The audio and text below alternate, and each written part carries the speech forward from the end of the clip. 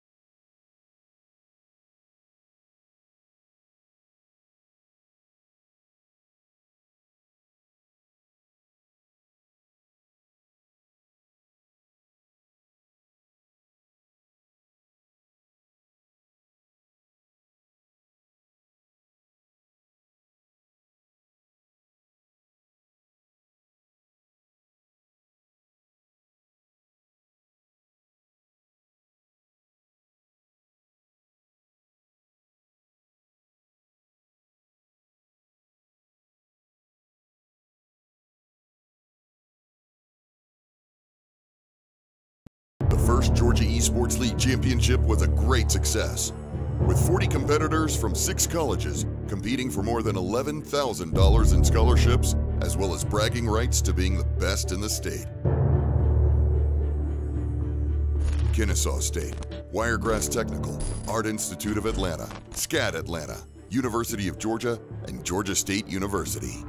3, 2, 1, roll! Drox has got round the back and took down Devin Allen. Zaradraina's going to get a triple kill. He's looking for the kill. All he needs is a signature move. One of those fancy, heavy moves. That's There it is! it! He comes it back! Here comes the dragon punch. I'm going to mess around too much. The tree is dead. Come around the side. KSU! There it is! Mixed with the KO! So patient, Can they get too. the edge guard onto Queen 9? Will they let him? There it is! The crowd goes wild. We got a point, boys. KSU is staying in this! There it is! KSU takes their first game! There it is. The mojo dropping down, and who you going to call? They're not Ghostbusters. They're from UGA. Here we go. Game 3 now. KSU versus UGA.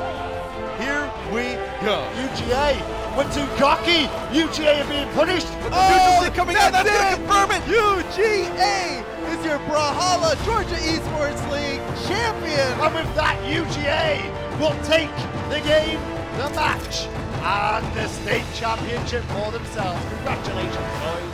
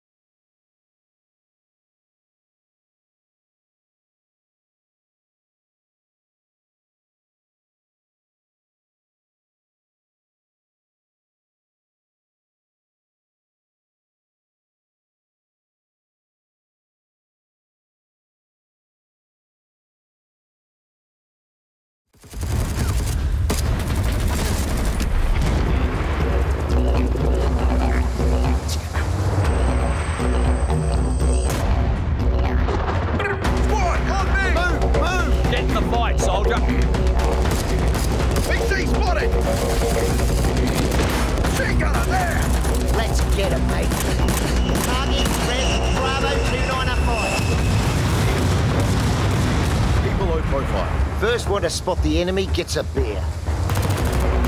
Get in there and blow them away. Scratch one of the bastards. Bloody VC, over there. Weapons dry, we're clear.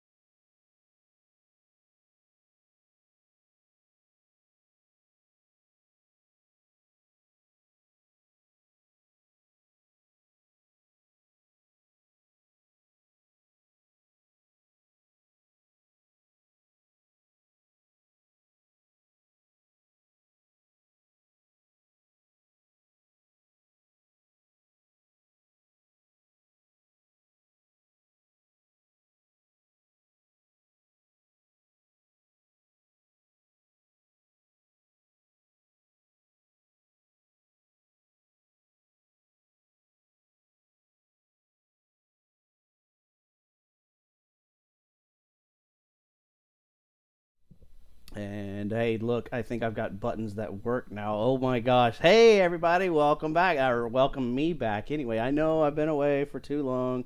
Forgive me, I'm sorry. But hey, anyways, we got a pretty good content for you tonight. We've got part 3. I think, is it 3?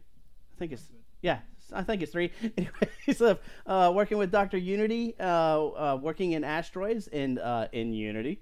But before we do, I'm going to run my mouth real quick. Don't have a whole lot, but first and foremost, thank you to our Patreons that I know of. Stephen Coffey, Burton Posey, Lee Friedman, James Simpson, who is with us tonight, Dr. Unity, and his game, Snarf Quest, and I'll let him pitch everything he's got here in just a little bit.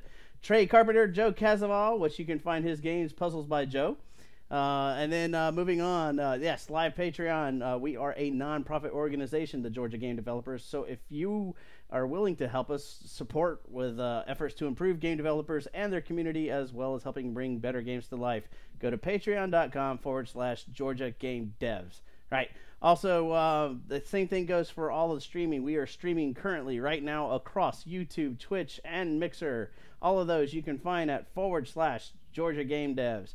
So, and if you are interested in any kind of Georgia GGDA merchandise, go to cafepress.com, and here's the difference, /GGDA, our acronym. Hey, what do you know? All right. Anyways, I know I've been away from you guys for too long, and I seriously apologize, but hey, you know, I had a great vacation. Oh, one more thing. For anybody out there watching right now or watching the live restream, SiegeCon's coming up. Yes, SiegeCon's coming up in just like 2 weeks, maybe. It's really soon, and it's all about game development. If you're interested in game development, you're going to be here in Atlanta for the first weekend of October. Go to siegecon.net. Find out more information there. We have college fairs. We've got workshops. We've got keynote speakers of all kinds, and oh my gosh, it's just an awesome experience regardless. So anyways, I'm done bumping my gums right now. Let me throw one more commercial in your face, and if I can remember how to work thingies, do here and this does that, and we'll be right back.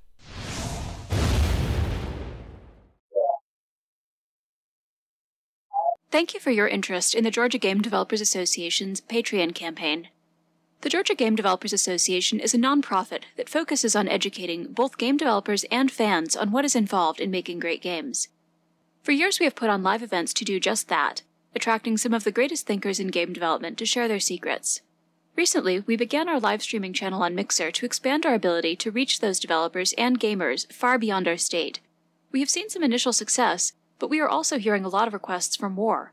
More workshops, more in-depth interviews, more first looks at indie games, more giveaways, and more great streams. Your support will allow us to do just that. Even at starting levels, we both recognize your support and seek your input on what to stream. At higher levels, you can actually help shape our content, gaining priority access to our speakers, the chance to share announcements, and, at the highest level, running ads and promotions for all our viewers to see. So join now to get the inside scoop on game development and to help shape one of the best game dev channels on the net.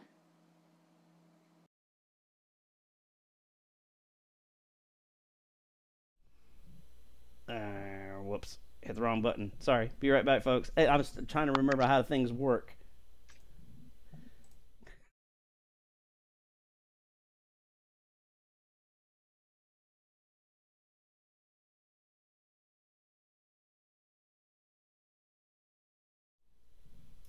I still screwed up. There we go.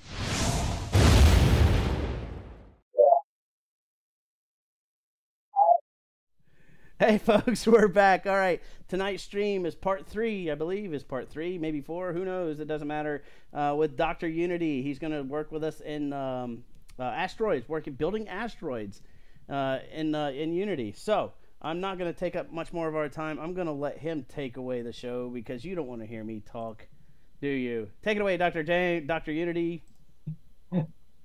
Thanks so very much, man. So anyway, I'm not sure where we kind of left off, and I looked at my project on the GitHub repository, and I was like, well, this looks familiar. So as you see here, you should be able to see my screen. I am currently using Unity 2017.4.3. Yes, there are newer versions of it, but I want to keep with what we were working with last time. So if you recall, if I hit play, we have our little player here. I can hit the up arrow to give thrust, and as I hit the asteroids, they explode. Well, I die. If I hit the spacebar, they let me shoot. And the large asteroids always break into 2 little asteroids. So that's basically a little bit about asteroids. Now, I'm doing some research on asteroids and want to know what we're talking about here. Let me actually just zoom in a little bit here. So, asteroids came out in 1979. This is from the Asteroids Wiki.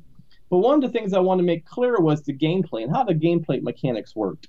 So the objective of asteroids is to destroy asteroids and saucers. Now, I was like, okay, when I do this part 3, I think it is, of the asteroids, we got the player working the first time, and we got the asteroids in the second time. Well, one of the other things is we got to get the alien ships in here. So there's actually 2 types of ships. We have this big ship right here. There are 2 flying saucers appear periodically, and the big saucer shoots randomly and poorly, while the small saucer fires frequently at the ship. So basically says, okay, so we got to make sure we have 2 different ships, a large one and a small one. It's actually some pretty good information. We will worry about getting the saucers appearing at the 40,000 mark, but we're not really concerned about that just yet. First off, we want to get the ship moving across the screen. Well, the cool thing about Unity is Unity has lots of options to move things. One of you can do is mathf.lerp, which will basically linear interpolate between 2 points. So you give it a start point and an end point. But I don't like how the easing works in it. Usually they have like a ramp up and a ramp down. And I prefer for our ship to be using is for linear. So something, for those who don't know, I'm a big advocate of the asset store on Unity. And I've spent way too much money on the Unity asset store because sometimes there's just stuff that I find really cool or on sale and I'll purchase. One of the ones I wanted to mention is Lean-Tween. It is free. It's from Dented Pixel. So you can just go to the Unity asset store, click download, and then import. And it's going to download basically 2 different folders. One's called Lean-Tween, and one's called Plugin. Now, a little note about Lean-Tween. There are a lot of asset bundles that actually come bundled with Lean-Tween already inside. So if you're using some of the asset bundles and you start getting errors when you import Lean-Tween, more than likely, or iTween is another one that was relatively good in the heydays. A lot of companies, use the iTween and Lean-Tween to a point because it's free and it did a lot of tweening that we normally saw back in the old days of Flash. Sometimes those things are bundled and you'll start getting ambiguous errors. So just be note when you install this, you may already have Lean Tween in on another package. So I'm going to go ahead and import this.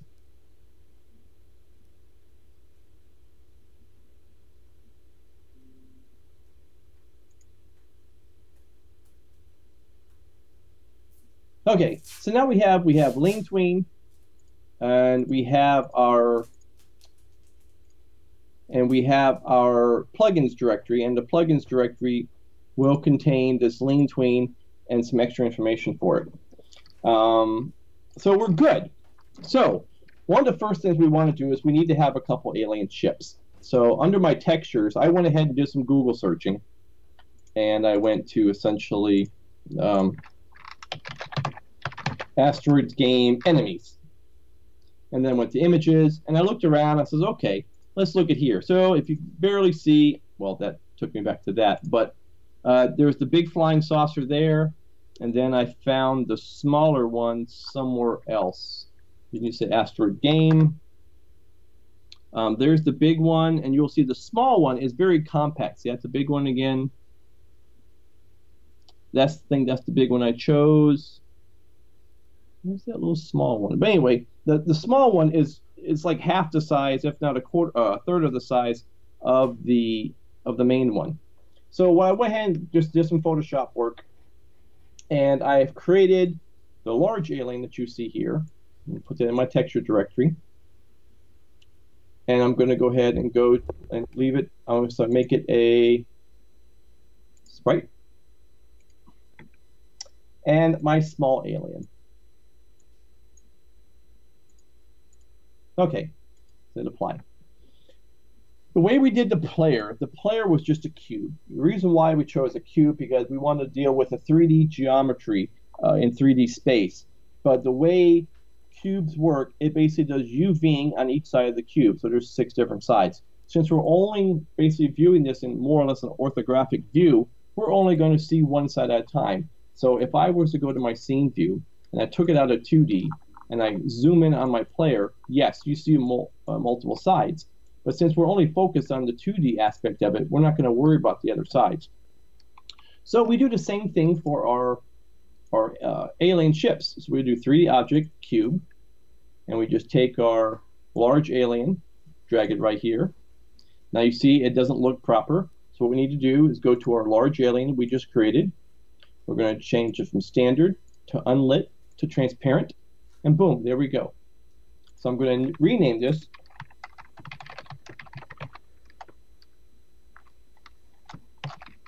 Large Alien Ship. Now I'm going to want to be wanting to instantiate this when it is needed. So when you want to instantiate something, I normally have a directory called prefabs, just like I did with the bullet and the asteroid large. I'm going to drag this alien ship and put it in the prefab and then delete it. I also need to do one for the small, so I will right-click 3D object, and there's many different ways you can go ops here, create a cube. I'm going to take my little small alien ship and drag it onto there. Once again, go to my small alien of the material. I'm going to say unlit and transparent. Why did I choose unlit transparent? Because what we're trying to do here is we're trying to, the graphics I have is just straight PNGs. So if I was going to go to here, for example, and see the actual texture. Okay, so that's why you have the little checkerboard pattern there. That is the transparency that we really want to have. So you can basically see around it. I did leave the dots on the inside just because I thought it looked better, and if it was overlaying something, we wanted to have so you can't see through it essentially. And I did the same thing for the large alien too. I kept the black in there. So we have this cube now. Now I'm going to call this small alien ship. Now one of the things we want to do is now that we have it kind of in our view, and we see how big the player is to it, we can go ahead and move this over. And then I like to scale it down to where I think it's going to be. That's probably a good size. Just for example, I'll go ahead and put the large one in here. So I'm fine with that for the size. And then for the small alien, about 3. So we're going to say 0.3 by 0.3 by 0.3. Now I can take the small alien ship and drag it into prefab. So I'm going to go ahead and delete these two. Okay. So what we have done is we have created two prefabs, one large, one small. The way the aliens or the enemy ships come out on the scene is either from the left side or right side. So we need a way to know where we want to limit where they want to come in at. So what you can do is you can right click and you can actually say create an empty game object. Well, an empty game object is just a transform. It's just a position in 3D space. There's nothing there. What you can do is click on this little cube symbol right here, and you can choose one of these little color swatches. And now we have game object. I can go here, and I can say border. I can say top or left. Now I'll go to my movement key, and I'll move this to the top left. And that's essentially where I want my border to be. In other words, when the alien's moving from one side of the screen to the other, I want to be able to check this position because I really would rather not hard code any real numbers into the system. So now we got border top left. So I'm going to say border bottom left. Okay. I'm going to drag this down a little bit. Then I'm going to say duplicate. We're going to say bottom right. Pull this over here. And top right. Just pull this straight up. Now go ahead and get this and get the Y position. Go ahead and set it for the top right. So we're at the same top left. Here's my Y. And I want my top right. Yeah, we're good. Okay, so now I have created my borders. Now, one of the things I need to do now is go ahead and start building some scripts. So I'm going to open my scripts directory. I'm going to right click and say create and C# script. So what kind of script do I want to create? Well, I could create two separate scripts, one for the large ship and one for the small ship. But I'm going to go ahead and just create one alien ship class. And then open it up with our Visual Studios.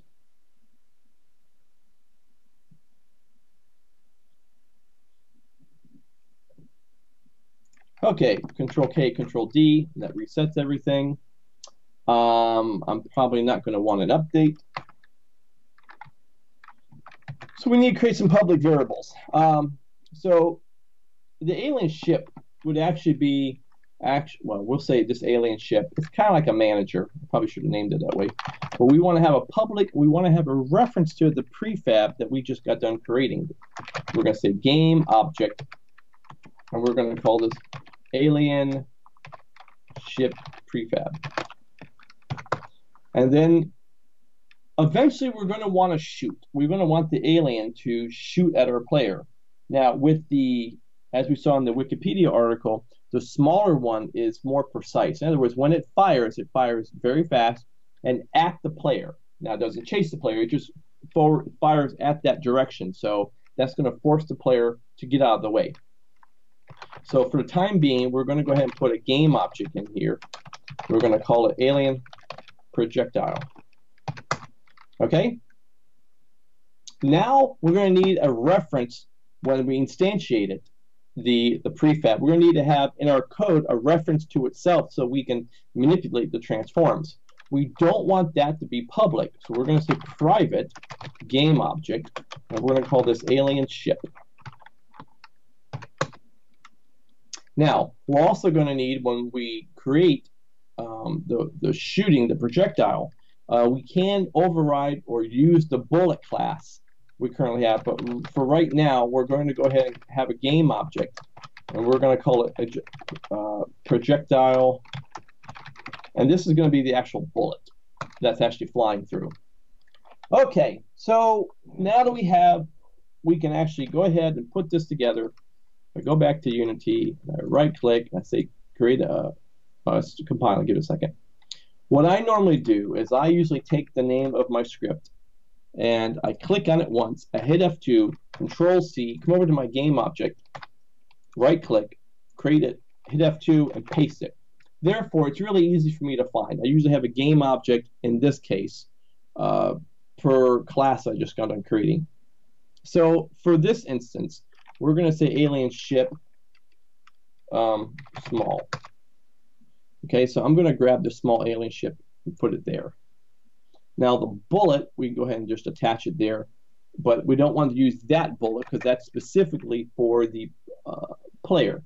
What we can do is we can go ahead and take this small alien ship, put it back on here, right-click, create a cube. Kind of get near the small ship and go, what size would a bullet look like coming from the small ship? That's pretty good. We want to make sure the player can see it. We don't want it overly large, so we can say, cool, alien projectile. And I will make that a prefab, and we'll get to that later. Let's go ahead and clean up our scene. Okay, so I had this alien ship small. We can go ahead and take the alien projectile and put it there. Okay, so we did those borders for a reason. We know this would be outside of the scene on our left and right. We're going to also need to find a. We're going to want this ship to go from right to left, and we need to have some starting position. So what we need to do is go back to our Visual Studios, and we're going to need to have a reference to the. We're going to need some way to create an alien ship. Now, in this case, I want to do it for testing purposes right when I start the game. So I'm going to go ahead and create a function called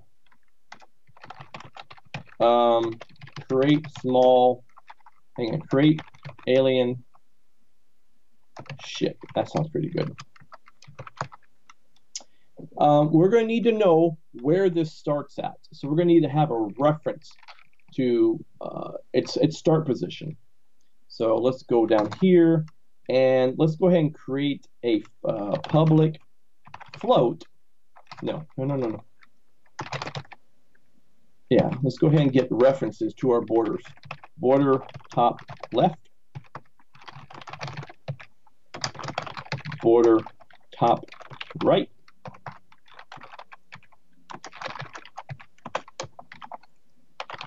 Border, oh, I spelled all that wrong. Top, bottom, left, public game object, border, bottom, right. Let's go ahead and clean that up. Okay.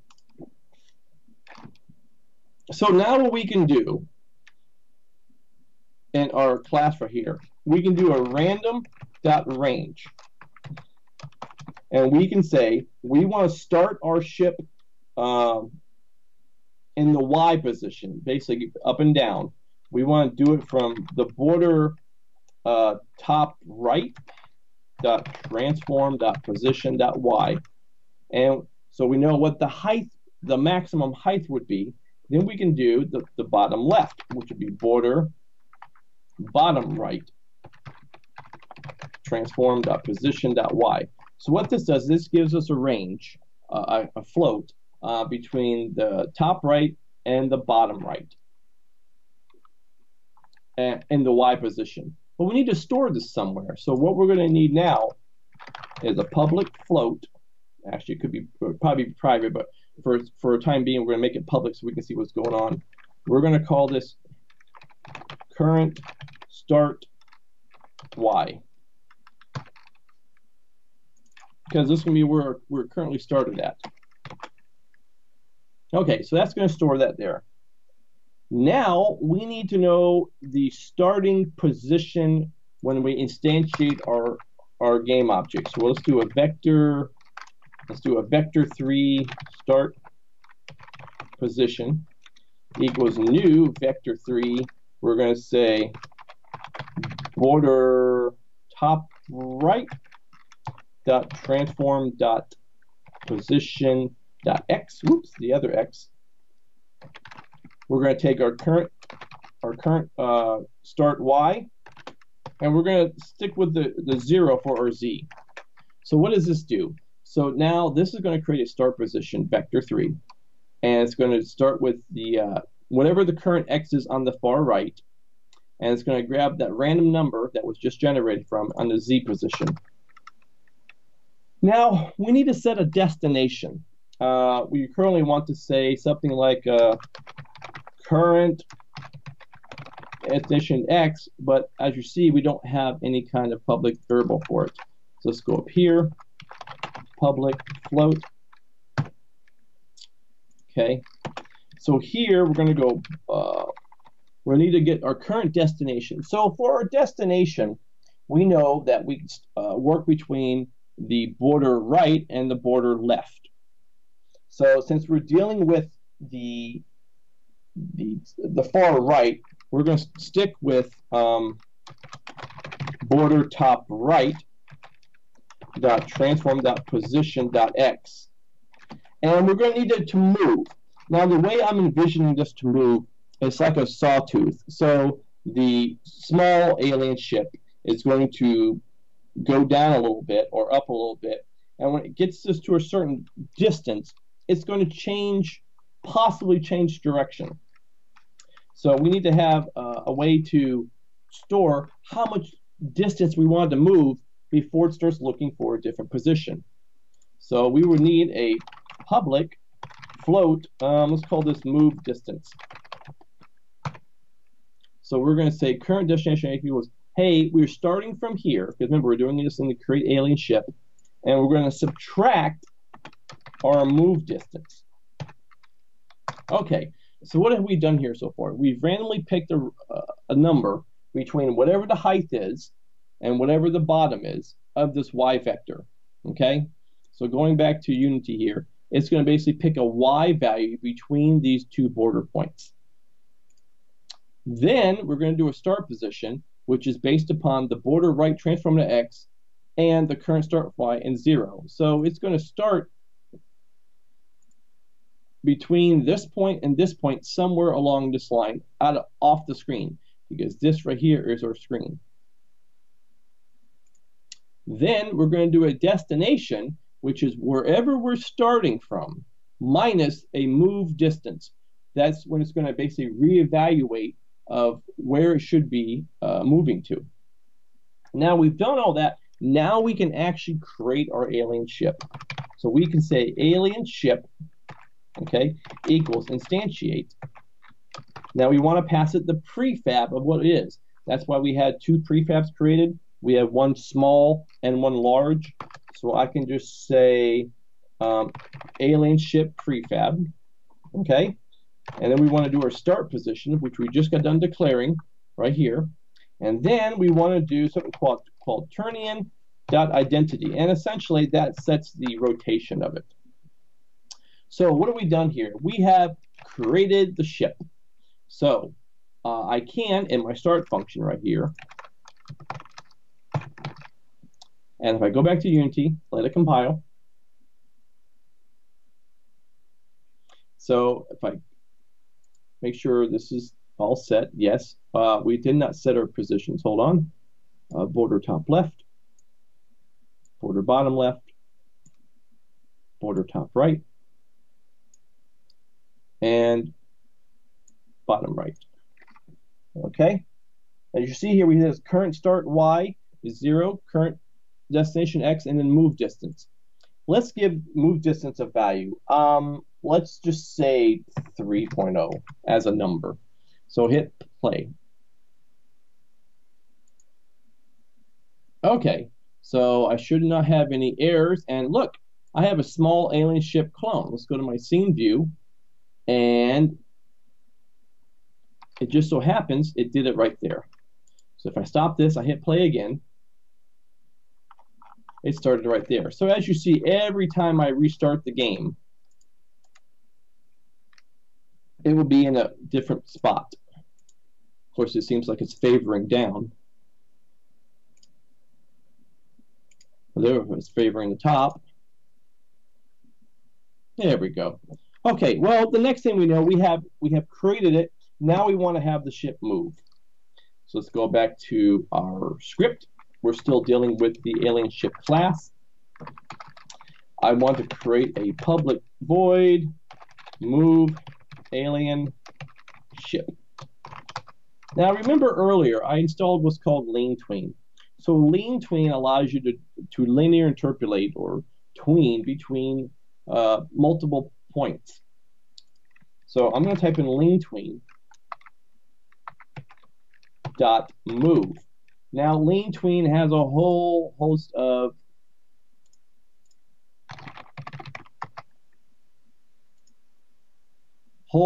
different functions. Okay, you have everything. There's lean move, which is what we're looking at right now. There is spline local. There is pause. You have many different functions that you can do with this. I'm going to use move, and the first thing it's going to ask me for is a game object. Well, remember, we just created this alien ship. That's the game object we want to move. So I'm going to say alien ship, comma, and it's going to tell me, hey, what's the path? Well, in this case, there are many different overrides, but I want to give it a destination vector. So I'm going to say new vector 3, and it's like, okay, where is my current destination? Where am I going? Well, we just did that up here on line 34. So I'm going to say we want to go to that position of the X position. Then I'm going to want to have a destination for the current Y, which I don't think we've created yet because we want to see current. Let's go ahead and say Y, and then we want to stick with the Z of nothing. Here, it's going to ask me for the float time. So it's basically, think of the float time is the actual time it takes to move from point A to point B. In this case, we're going to have a variable here for like the distance traveled and the amount of time. So if it's going to move from 000 to 111, how long do we want it to take to get to that point? And that's going to be, for the equivalent sake of argument, our speed. So we're going to need to do something like a speed of ship. Okay, so let's go ahead and clean this up. We're going to need a current destination Y. So let's go back up here. We'll do a public float, current destination Y. And we'll also need a speed of ship, which will also be a float, public float, current speed of ship. Okay, this is taking care of those. We do not have a current Y established. So we will need to set something here momentarily. So now we should really, after we create the ship, we should actually have it move.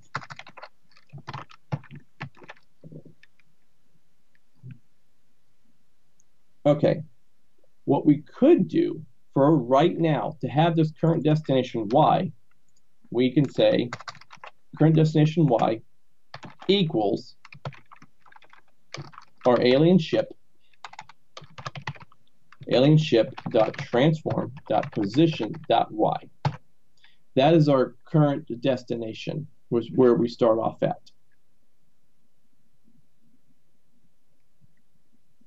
Okay, and let's just see here. So that's going to go there. We're going to go to that X and that Y, and that speed of ship. Let's come back over here. Move distance we have set for 3. Speed of ship, we'll say 3 also as a number. So we're going to hit play.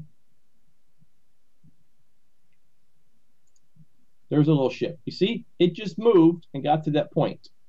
And if you do some calculations here, if we see where a ship is and our X value is 6.86, if I go ahead and pull up Mr. Calculator here, and I mentioned in our alien small ship right here that the move distance was 3. Let's flip back on here. So I got 6.86, 6.86 plus 3 gives us 9.86. Well, that 9.86, what is that? That just so happens that is the bottom border right, is 6.86, as well as the top right. So we know it moved 3 units, but it didn't stop. That doesn't look very fun. I mean, it just got to that point. So now we need to go ahead and add to our lean tween, which allows us to do a callback. So when the when the tween is done, we can have it call a function, for example, and we can do that by saying dot. We can say set on complete, and I can have a function in. So we're going to say finish, F-I-N-I-S-H, finish movement. Okay? Well, it's red up here because it does not exist. So let's go down here. We're going to say public void finish movement. So what do we want to do when we finish movement? Let's go ahead and make sure this is working properly by doing a debug.log. And we're just going to say finish movement. So go back to Unity. We're going to be interested in the console in this case. So when we see our ship stop, you'll see finish movement. So now we have the option to go ahead and do something with it. Okay, like, okay, now that it's finished movement, let's go ahead and find out where our current ship is at. We do that by going alienship.transform.position.x. And we want to see if it's off the screen on the left. So we're going to say is greater than border.top.left or bottom.left.transform.position.x. Okay? So what we're doing here is now that the movement has finished, we're going to see, hey, is the X position greater than our position on the left? If it is, I want to move again. So I'm going to say current destination Y equals, I'm going to do another random.range, and I'm going to do more or less exactly what I did up here. In fact, I'm going to do exactly what I just did there. Okay, so it's going to pick a position between the top of the right and the bottom, because remember, we're only interested in the Y position. Okay, but we need to do more or less the same thing for our X value, because we need to now move just like we moved up here with this border right at transform.x. So we can actually go this move distance. But we got to be careful when we're copying and pasting code. So as you see here, this is going to start where our X position at, which we just got done saying is like 9.86, which is right there, which is not what we want to do. We do not want to start from 9.86 minus 3, because what would happen, if I go ahead and save this, it's just going to be stuck in a loop. So every time it gets done, it's going to move over to this position, and then bounce over here and move this position. This can be endless. So ship comes in, goes to the 3, and then it says, hey,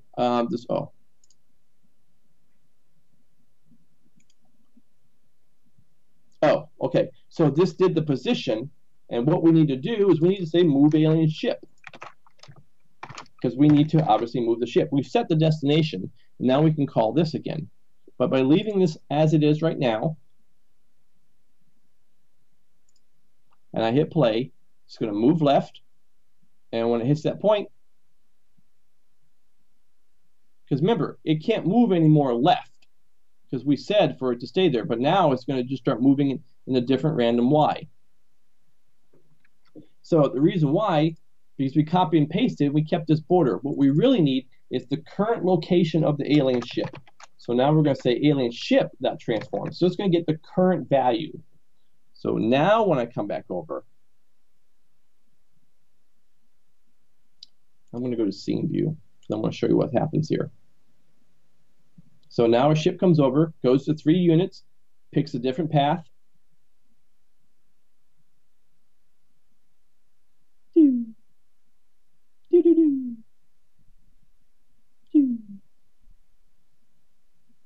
Okay, this whole stream just made so much more sense. Everything made so much more sense when you made do. I gotta get the projectiles working next. Okay. Well, what happened is, as you see, when I finally got to the other side, it just stayed there. So what we want to do, we want to have an else condition. And we want to say destroy. And we want to say the thing that we created when we instantiated, which was the alien ship. Okay? So now I'm going to go back to Unity.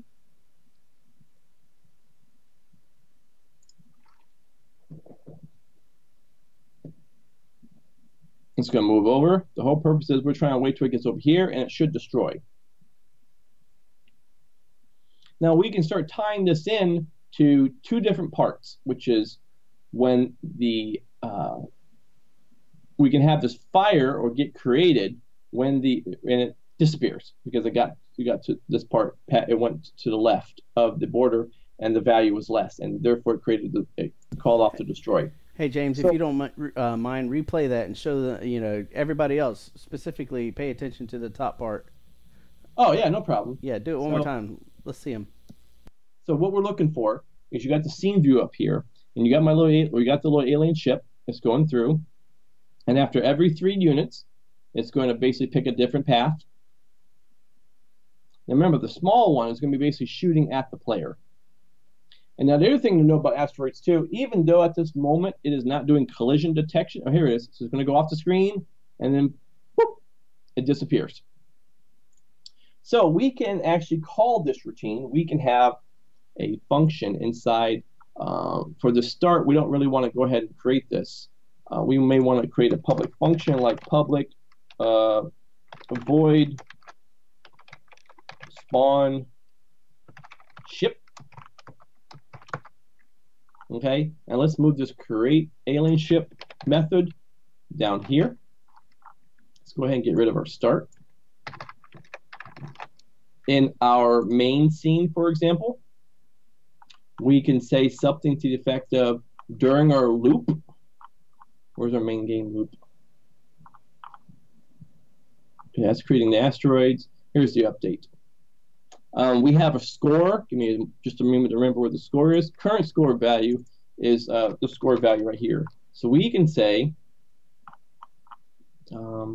for this quick sake of argument, we'll do a public, the other bool,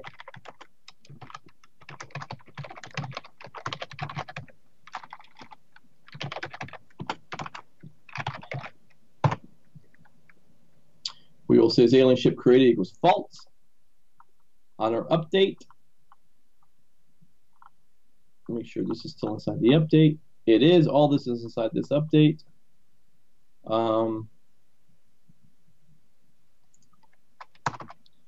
If the score is greater than, I don't know, we'll just say a number as 1,000, for example. Then we're going to say we're going to need to create the alien ship, but first we need to have a reference to it. So let's go ahead and create a quick reference to it. Public game, the other game object. And we're going to call this alien ship.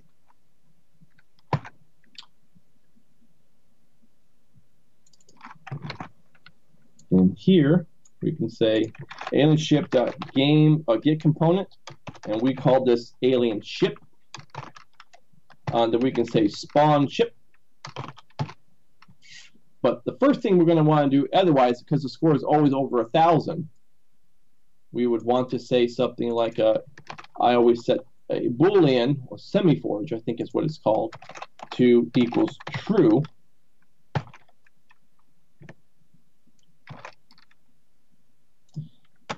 And this is equal to false. So this should spawn a ship after I get 1,000 points. So let's go back to Unity. Go to main. We're going to want to drag this alien ship small game object there. This one does have the script for the alien ship, and it's going to automatically create the ship when it's over 1,000 points. So let's see if I can play this and get over 1,000 points. Woo, almost. Over 1,000 points. And look, the little alien ship comes out. Now, we'll stop right there for just a moment. When we go to destroy our alien ship, we want to say we're going to want to have a game object.find, and we're going to call this main.get component, main.is alien ship created equals false. So if I can live long enough and the alien ship gets over on the other side, another alien ship should come out, because in our main, we still have it over 1,000. So essentially, we're going to have an endless wave of little tiny ships coming out. Now, we can do some math onto it. It's like, hey, is it, we can update the last time that the alien ship came out and say, okay, came out at 1,000. We're going to add 5,000 to it. So next time it's 6,000. But let me show you how this works. So let's go ahead and get some points. Okay, I got 13. Yeah, I got to live long enough. Ah! I'll try it because we're not.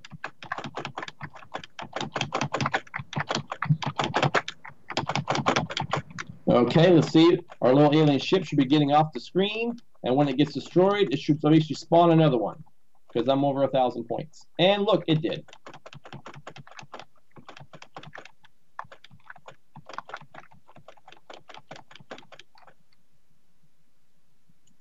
And the next thing, obviously, we want to start doing is some collision detection. As I mentioned, both the large ship and the small ship, if they do hit asteroids, they do explode. You don't get any points for the kill, but they do explode. So we want to have, that's why it's up to 40,000 points, and I think they figured out how you would be having less things. So that's kind of what we have for today's asteroids. What we're going to do next stream is we're actually going to have the ships shooting at you based upon whether you're large or small, and then the ever awesome hyperspace. The way hyperspace works is basically it's like a get out of jail, but it's not exactly free card. So what will happen is you will hit your hyperspace and you will go into a temporal vortex of nowhere into space. Then you will magically appear somewhere on your screen. There's a problem caveat with that. You may spawn on top of an asteroid and then get destroyed. So hyperspace is one of those last-ditch effort is, hey, if you think you can make it, go ahead and give it a try. So that's what we're going to have for next time. Just to show you what we can change, though, I had this small alien ship. We can also just swap this out with the large alien ship right there, and it'll still work the same. So let me go ahead and get 1,000 points. And there's our big ship. Now, the way it normally works in asteroids, the big ship actually goes across the screen all the way. It doesn't really bounce. Where the small one, it bounces because it's worth a lot more. And we definitely want to get the collision system working on the alien ships against the game elements of the asteroids, as well as the being able to hit by the player and the bullets. Hey, James, don't forget to mention how the alien ships shoot. Oh, yeah, that's the other thing. So we'll have these alien projectiles, which are basically our little dots that we created. And they will, the large ship will basically pick a random direction in 360 degrees, and they'll just shoot that. And then we'll have an offset for how often it shoots. Whereas the small one will always shoot towards the player, even through asteroids. So I hope you guys had fun. I'm glad I'm semi back, and I was able to show this to you. It's it's one of those things. I absolutely I love Unity, and I love talking about Unity. I've been doing it for many years now. So more years than you're willing to count, right? Yeah, it's over let's 10. not forget. We don't have to count. What's math?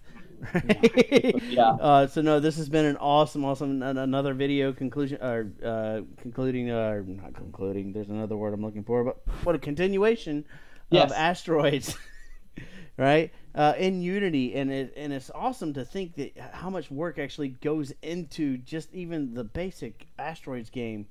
I mean, you kind of opened my eyes tonight, like how much more detail was put into the thought, of asteroids.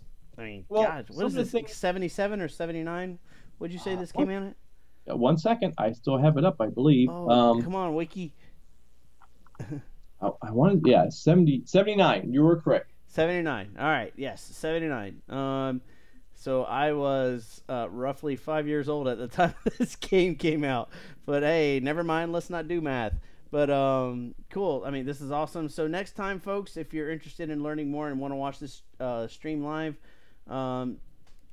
YouTube, Twitch, Mixer / Georgia Game Devs. It's that easy. And I think maybe December is what we were talking about. Is that right, James?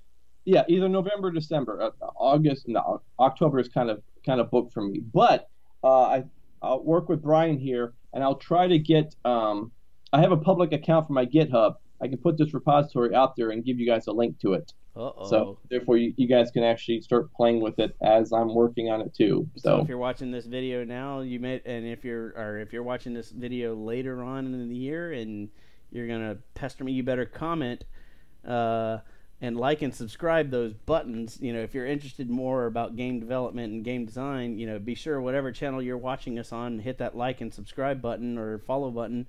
To be sure to get that link. I'm gonna blackmail you for it. No, not really. I'll put it in the comment section when I get a chance. But otherwise, hey, look, real quick, if you're interested in game design and game development, there's girls too. Huh? There's girls too. There's girls. In what? Yes. You said, hey guys. There's also females. Oh gosh, guys, gals, everyone, in general, humans, mankind. How about that? Mankind works. All right, mankind. If you're in Atlanta, no matter what species you are, that includes aliens, by the way. If you're in Atlanta, Georgia, for the first weekend of October, be sure to look at SiegeCon. And you can find that at siegecon.net. That's SIEG. There you go. Thank you. It's I before E. Yeah, there you go. SiegeCon.net. This is one of our key speakers he's showing you here. There's so much cool information if you're interested in game design and game development, VR, platformer, 2D, 3D, it doesn't matter. Definitely come out and check us out. That's only going to be in a couple of weeks here for 2018. But hey, if you're one of our other viewers later on, first weekend of October, think about that. Come to Atlanta. Come check out siegecon.net. James, a.k.a. Dr. Unity, thank you so much for putting on this next stream with us tonight. And we're definitely looking forward to seeing more in the very near future. As we were talking about November, December. And everybody else, thank you for watching. Let me get my buttons all set because I've been away for a couple of months. But hey, anyways, good night, everybody. Hey, Joe's going to be there. Bob, Mike. Oh, wow. yeah, look at that. Mike, yes. Depth of Extinction. His game it just got reviewed by Rock Paper Shotgun. Awesome. Yeah, and he's due to release Depth of Extinction very soon. So next week we're going to do a second first look at his game. At least that's what we were talking about. Anyway, Ian, Zane, all these guys. Pat, Chris Dan, Ridgewood. Chris. Oh, God, Chris. Dude, Molly, Tim. Yeah, Molly, Tim, Caleb. Dude, look at Alyssa, Michelle. Guys, you're getting shout-outs right here. I haven't even hit stop recording yet, But anyways, Hi-Res, Pulseworks, DreamHack, Tripwire, you guys are awesome, too.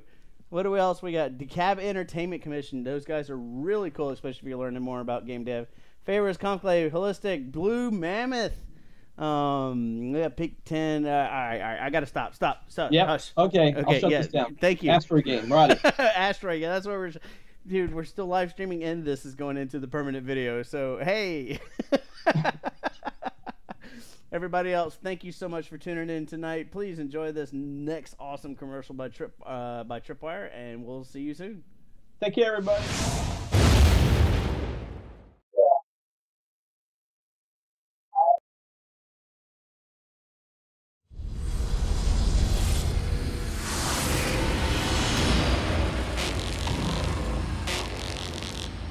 You having memory problems? It's okay if you are. You did get knocked in the head pretty hard, and you are on a lot of drugs. What are you doing? That isn't weird at all.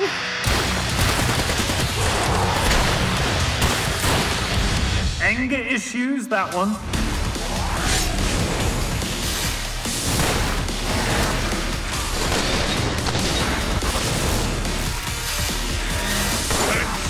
Headshot! Rampage! Engine of destruction! Stupid virus.